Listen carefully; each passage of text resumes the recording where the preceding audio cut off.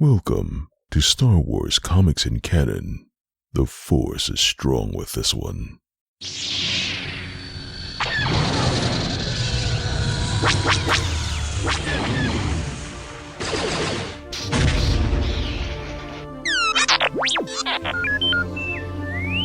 Hello there and welcome to Star Wars Comics in Canon, your guide to the wider Star Wars canon through the comic book lens. And to take you on this journey, I'm your host, Mike Burton.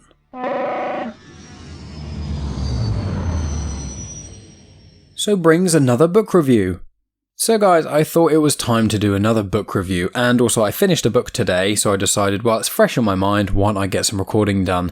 So just for clarity, in episode 28 of Star Wars Comics in Canon, I tackled the Master and Apprentice book by Claudia Gray. If you want to hear my interview with Claudia Gray, the episode was released in December 20th, 2020. And if you want to hear my other book review that I've done, that was of The Light of the Jedi, which is a High Republic novel. That was released the 13th of March, 2021. So with this book, I am following suit with The Light of the Jedi. I am tackling another High Republic novel, because they're all the books that I'm reading at the moment. So there's The Light of the Jedi, there's Into the Dark, and there's A Test of Courage. Those three were released in the first wave of the first phase in January, February of 2021. Now, I have read Into the Dark. In fact, it's sitting next to me. But because I just finished The Test of Courage, and as I said, it's fresh in my memory, I thought I would do that. Now, just to clarify some of the structure of the High Republic and things, it is set 200 years before the prequel trilogy, so that's the Phantom Menace and those sort of things. So the general time is 232 years before the Battle of Yavin, and the first phase, in essence, Light of the Jedi is the air quotes main novel. So that's the one which is like an adult novel in air quotes. It's 380 pages. It's got the most amount of story in there, loads and loads of characters, and it's written by Charles Soule, and it is absolutely excellent. Now, each phase or each wave within a phase is going to have one adult novel, one young adult novel, and then one junior novel in essence.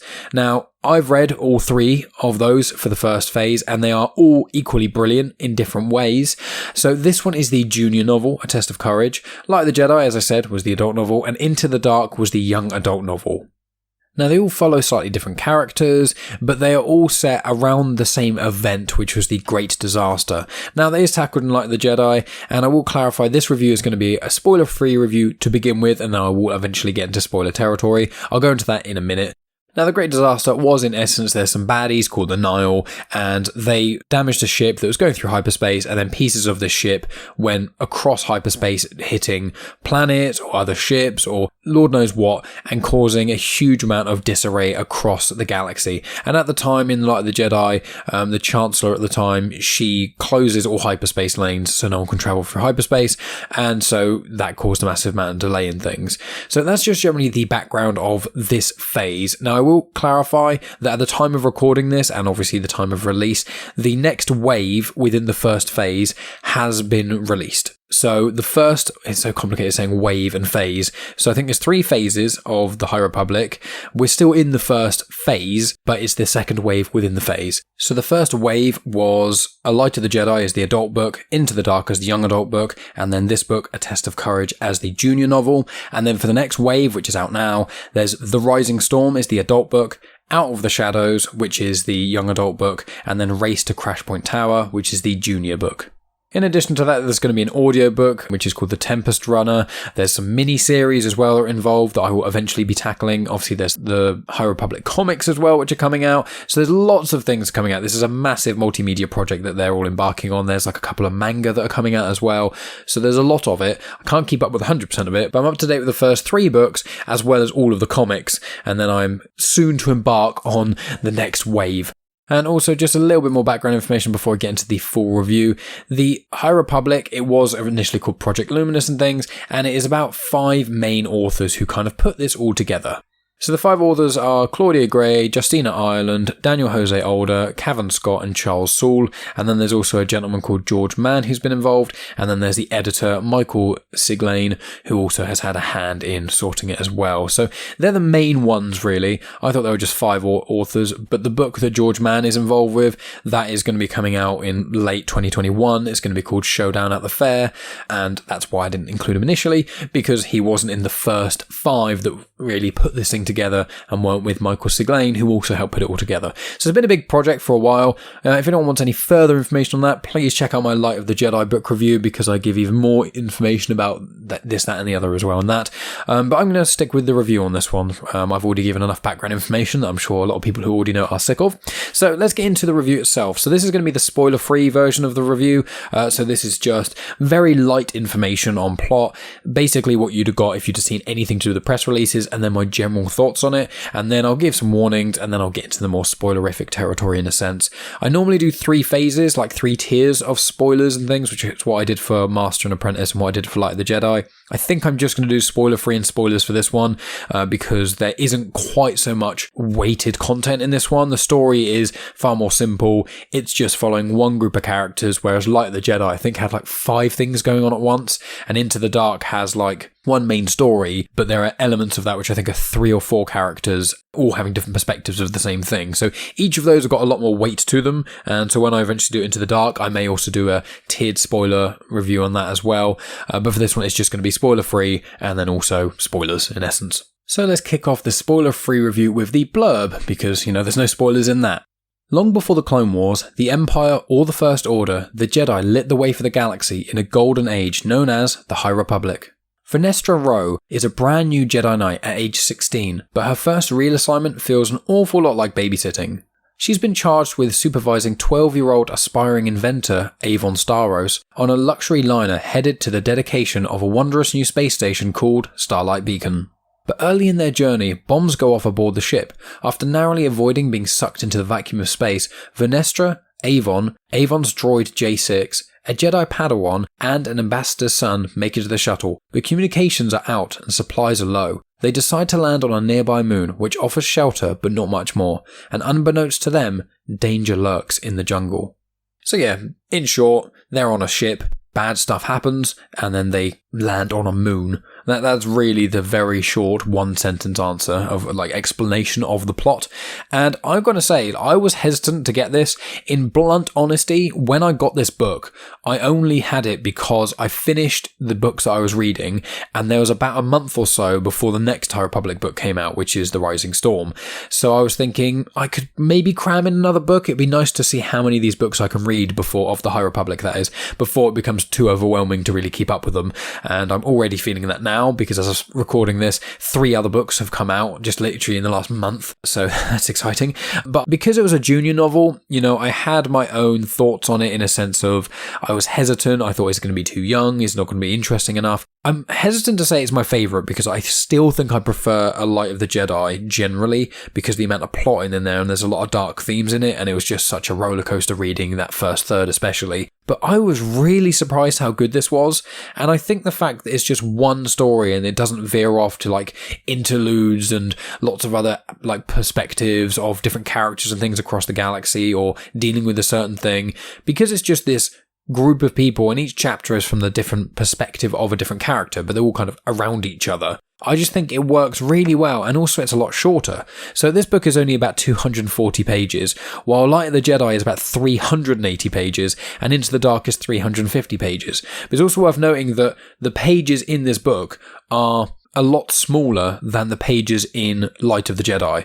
So I would probably argue that maybe 5 pages of A Test of Courage probably equates to 2 pages of Light of the Jedi. So when you're reading it, you feel like you're getting through things really quickly. And because it's made so that it's a junior novel, which means basically 10, 12-year-olds, they're the kind of prime age this is aimed at, they can obviously read this and get through it, whereas, a 380-page book is quite a lot to deal with, which is why, one's more the, in air quotes, adult novel, in essence.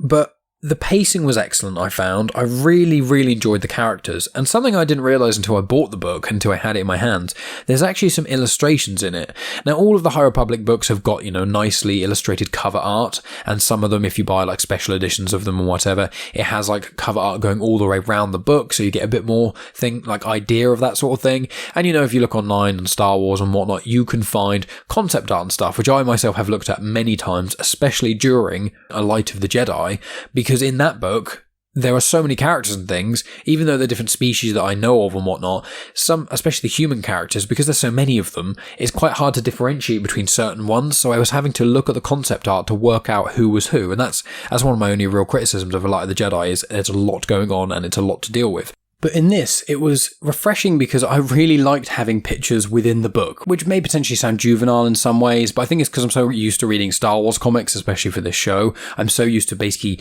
the visuals being given to me on a platter. Also, I do read Star Wars books and things, but a lot of the Star Wars books I was reading before the High Republic, some of the Claudia Gray things, are connected to other elements of the Star Wars universe. Leia, Princess of Alderaan, follows around Leia as a child. It's very easy to understand how she looks because only a few years before you see her in Rogue One. And also in other shows like Star Wars Rebels, you do get to see her slightly younger as well. So certain characters visualizing them as they're younger or things like that isn't that difficult. But in the High Republic, because none of the characters have been in live action before, aside from Yoda and I think Yarel Poof, I think if Maz Kanata eventually shows up, or Jabba the Hutt does, people like that, really old characters, you all know who they look like. Jabba the Hutt was 600 at the point of the original trilogy, Yoda was like 900, Maz Kanata's like 1,000. So those certain characters, they were all alive at the time of the High Republic, and Yoda is actively in some of the High Republic content, mainly in the Star Wars Adventures comics, which are really good, but he was basically, going around the universe and whatnot. But I just want to clarify, this book, if you wanted a shorter read and you want something that's more digestible, or if you want to get your kids into Star Wars, this is such a good book because I just think there are so many lessons in there. Each character has their own sort of aspects of things. There's a character called Avon Starros, who I mentioned because she's in the blurb and things, and she's very logic-based. She doesn't understand people's emotions that well. She's very, very scientifically minded, which I myself really connect to because that's how I was when I was younger. And when people do things because of, feeling emotional about things, I would have trouble sometimes in understanding and empathizing with things, or being like, why would someone do that thing? There's no rationale behind it. There's no logic. And you get to see what she's thinking because, as I say, the chapters are told from the perspective of each or certain characters. So it's just a really, really interesting novel. Not only is the story is good, the pacing's good, and because it's not that long, you can get through it and feel like you're getting through it quite quickly. There's illustrations which help with the narrative, and the characters are really, really interesting as well. And I just think when I eventually have kids, this is going to be one of the books I'll try and get them to read because, as I said, Sana's got a perspective. You've got a Jedi Padawan in there who's sort of struggling with things. You've then got a young Jedi Knight who's Vernestra. She's one of the youngest Jedi who've ever become a Jedi Knight. So normally, you're a youngling until you get chosen to be a Padawan, and then you're a Padawan for normally like a decade or so.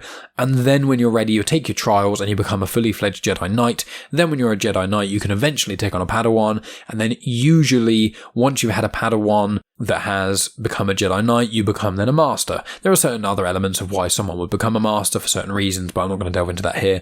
But that's generally the way it is. But Vernestra Rwoh, the sort of air quotes main character, she became a Jedi Knight at the age of 15, which is essentially being a child prodigy. So with all that in mind, you've got the weight of her trying to kind of get everything done, and she's kind of the leader in this book after the crash onto the moon. You've got the Padawan who is struggling with them, are they going to be a good Jedi or not, especially when they're next to someone who is only a couple years older than them and is already a Jedi Knight. You've got all these elements to things which just really, really work, and there's dealing with grief and loss and all kinds of elements, which I was very surprised at how the themes in this book are quite dark and quite adult, but they're presented in a way which makes it very accessible for people of any ages. So I really, really enjoyed this book, and I'm genuinely, after I get The Rising Storm, I may actually pick up Race to Crashpoint Tower before I pick up Out of the Shadows, because I think Claudia Gray's novel Into the Dark, although it is genuinely really, really, really good, I think for me it didn't quite hit the mark in the way that this book did, or Light of the Jedi did. Light of the Jedi, because it's like a massive movie and there's so much going on and there's so many characters and it moves the huge plot along so well and introduces everything, while this is a lot smaller, easier to read, and the characters themselves are the most intriguing part for me. Whereas Into the Dark, the characters are really cool and the plot is really good, but it's almost like both elements of Into the Dark are like solid 7 or 8 out of 10s, whereas like Light of the Jedi is like an 8 and a 9, and this one's like an 8 and a 9, if you kind of see what I'm saying. But yeah, I really, really enjoyed this book. I would highly recommend it to any people of any ages. If you're trying to get into the High Republic, I would always recommend reading A Light of the Jedi, because as I said, it's that big introduction and they're the big moments that happen in the High Republic. But after that, I'd say A Test of Courage, or even if you've never read a book of Star Wars, if you want to try a test of courage, it's probably quite a good way to get into reading the books. And then if you like how it feels, you can then venture in something that's a bit more of a difficult read in some ways, which is what I would describe Light of the Jedi as. Not a difficult read, but if you've never read Star Wars before, I see people on certain Facebook groups and things like that talking about the first Star Wars book people recommend.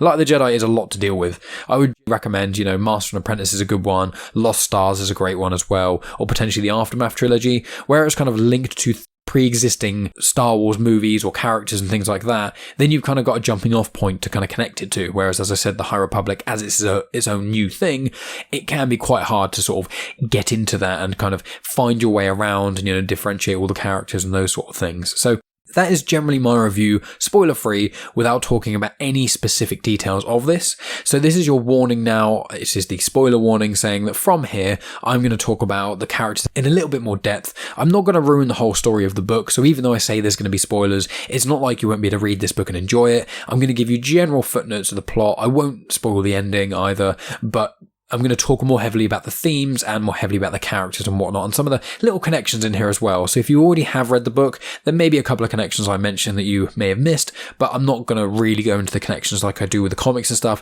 This is still primarily a review. So here is your warning, and I'm going to get into the spoilery part now. So, with a bit more spoilers and things, let's talk about this book. So there's certain characters that come to light that I think are quite important, and more heavy themes that I didn't want to talk about in the first half because it can be a bit of a spoiler.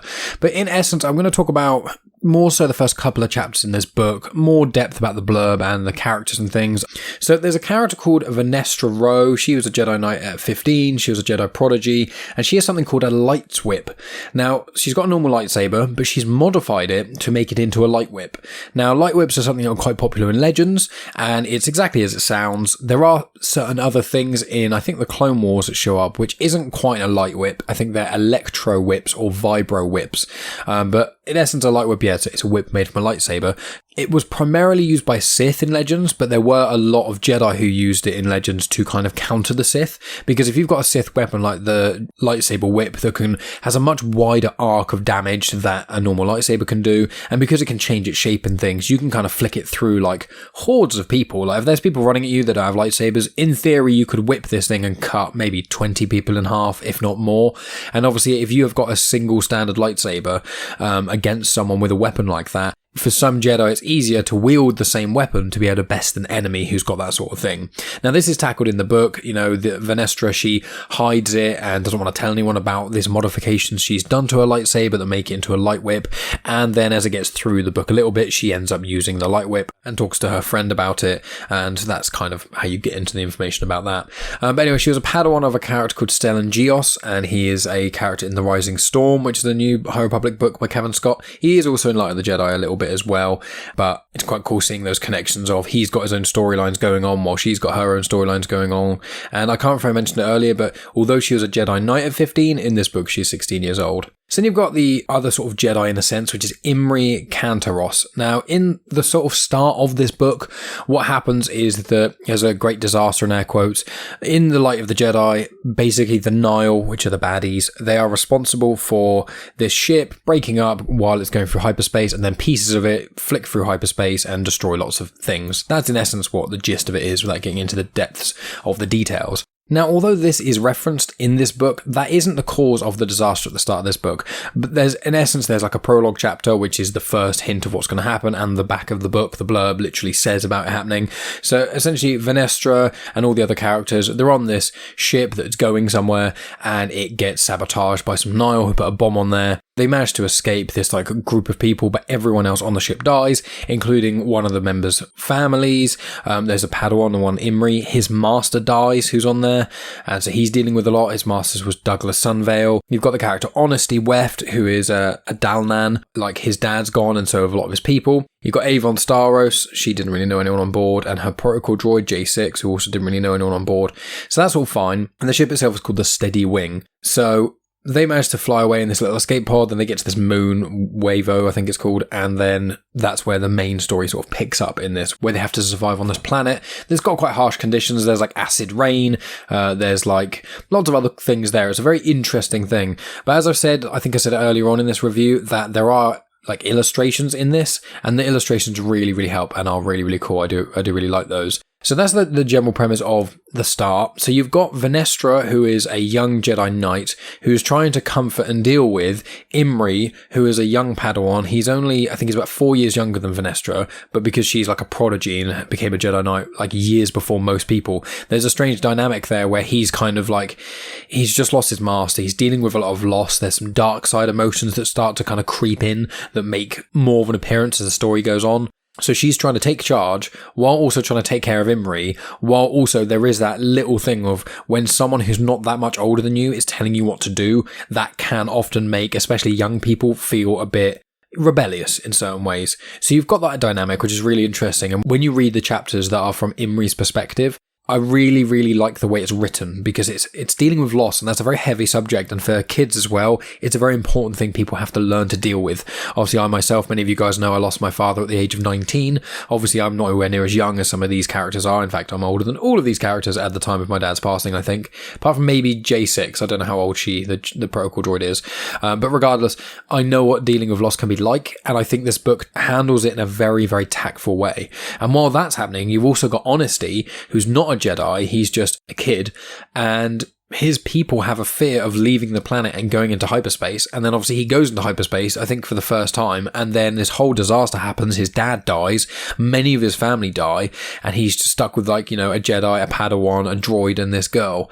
So from his perspective, you've got like the Jedi side of things, then you've got the Padawan side of things dealing with a master loss, and then you've got just a normal person side of things losing their dad. And obviously when you have a Jedi master, they do fit into a more parent-like figure for quite a while until you eventually become a Jedi Knight. Then the dynamic sometimes changes into more of sort of a brother-sister thing in certain aspects. But generally speaking, especially when a Padawan is quite young, you have that sort of parent dynamic with them.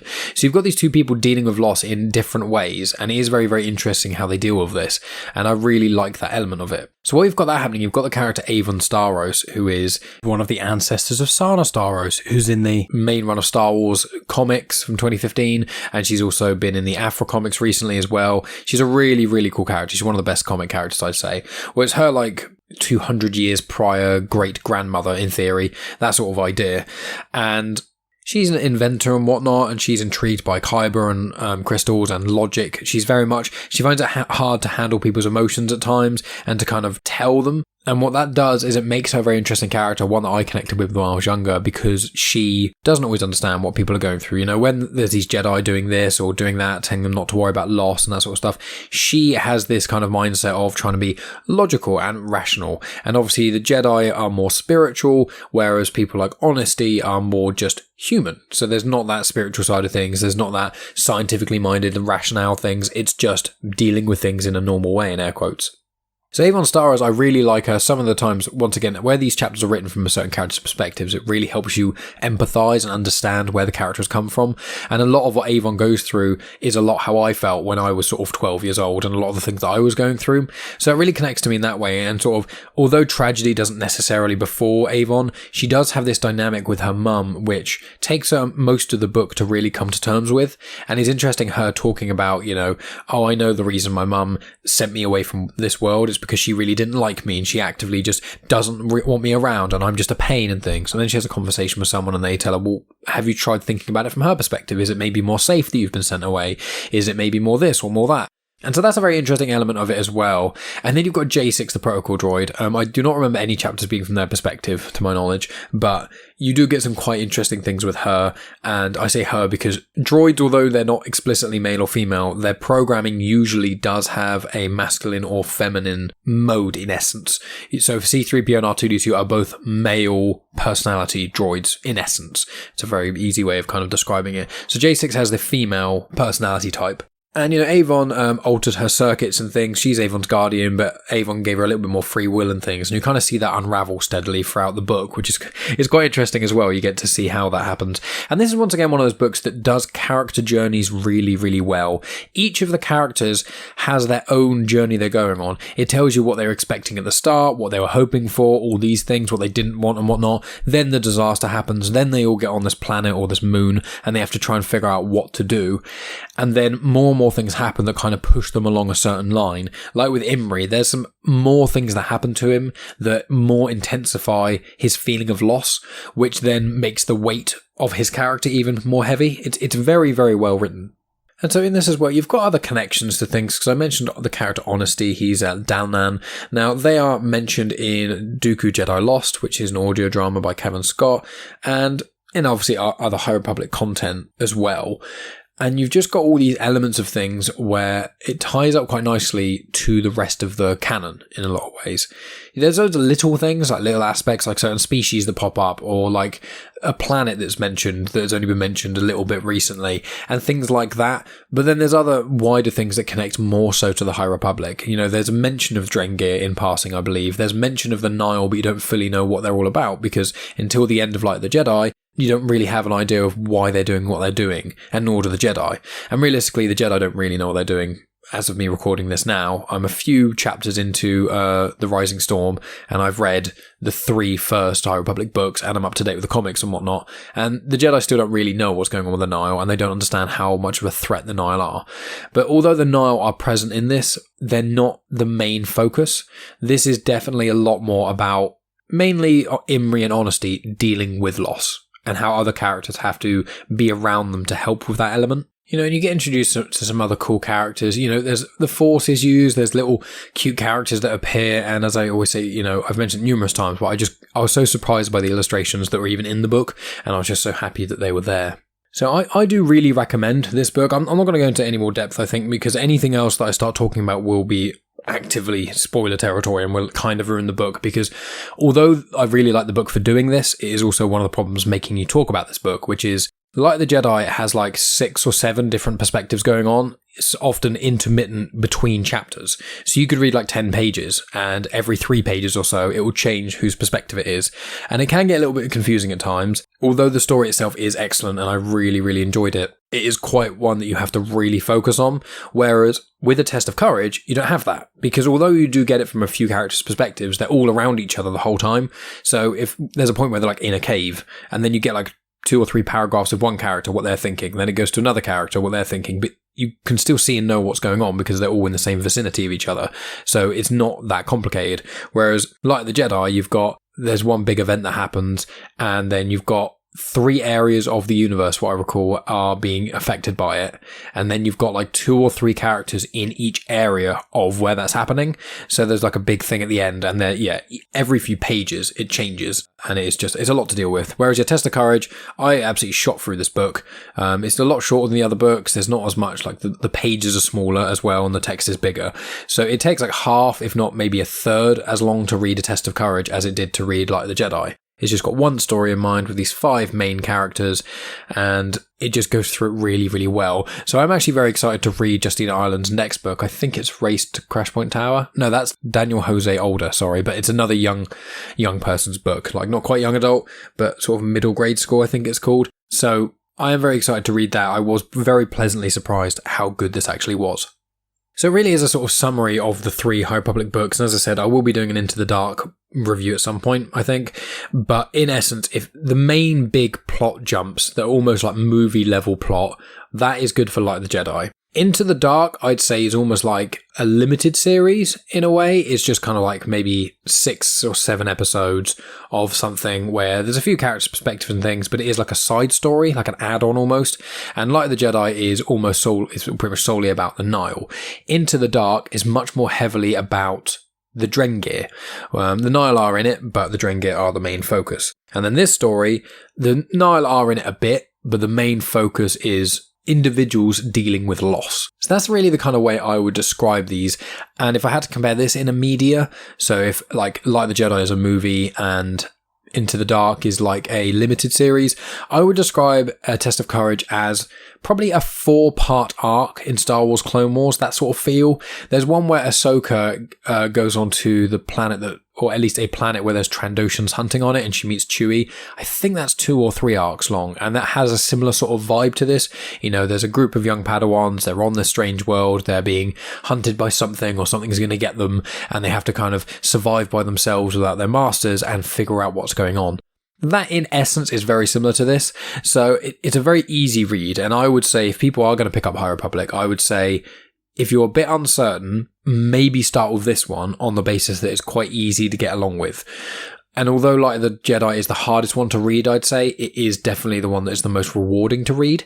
And I know that a few of you guys who are listening have actually contacted me and said you picked up Light of the Jedi or you listened to the audiobook and you really enjoyed it. That is good. I would probably argue the best order to read these in would be Light of the Jedi, then, I don't know, maybe then this one, then Into the Dark. I think I enjoyed Into the Dark the least of the three, but it is still a really, really enjoyable book.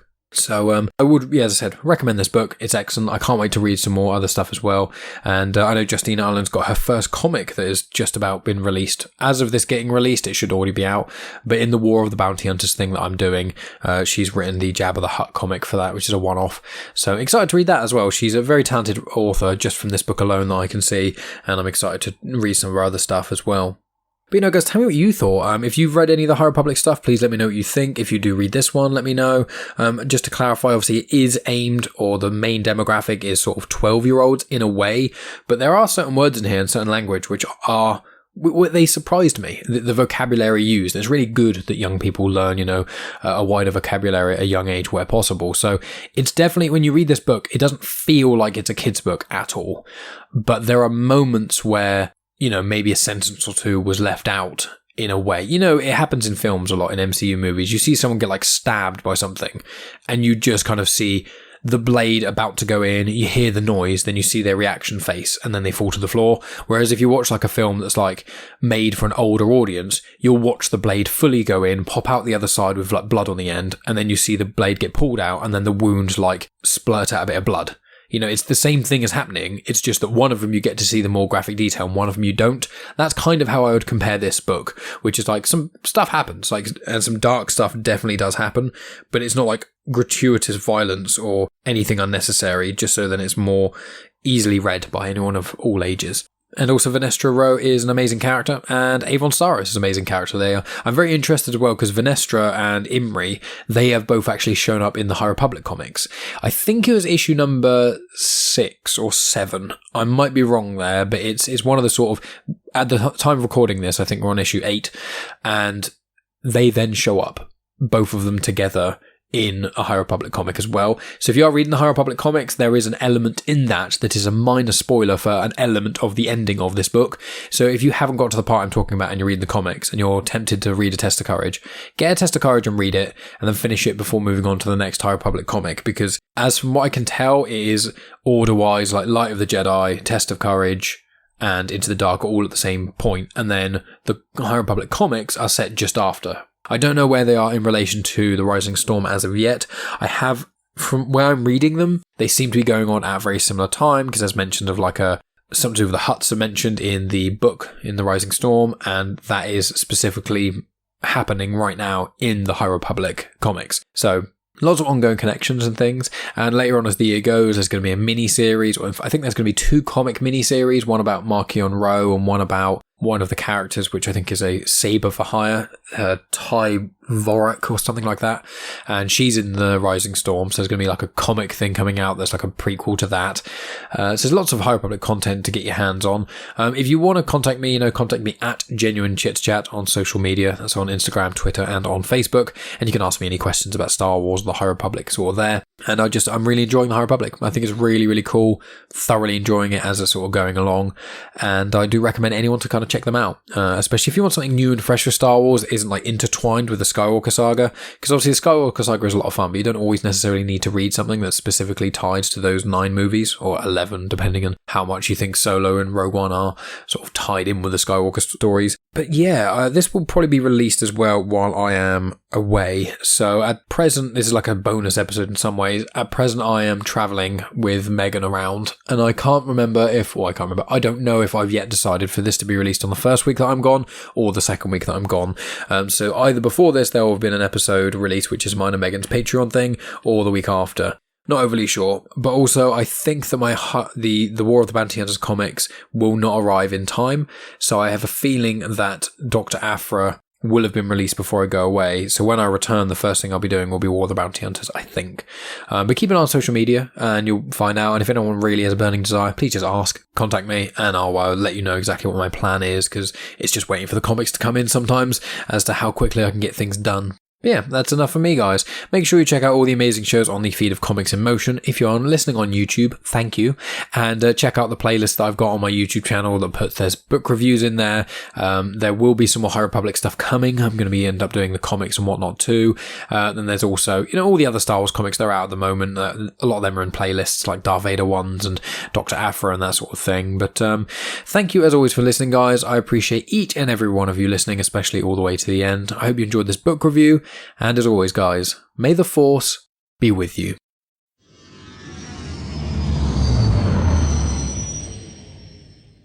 The intro for Star Wars Comics in Canon is arranged by myself, Mike Burton, and the backing music was made by Eric Matias of soundimage.org.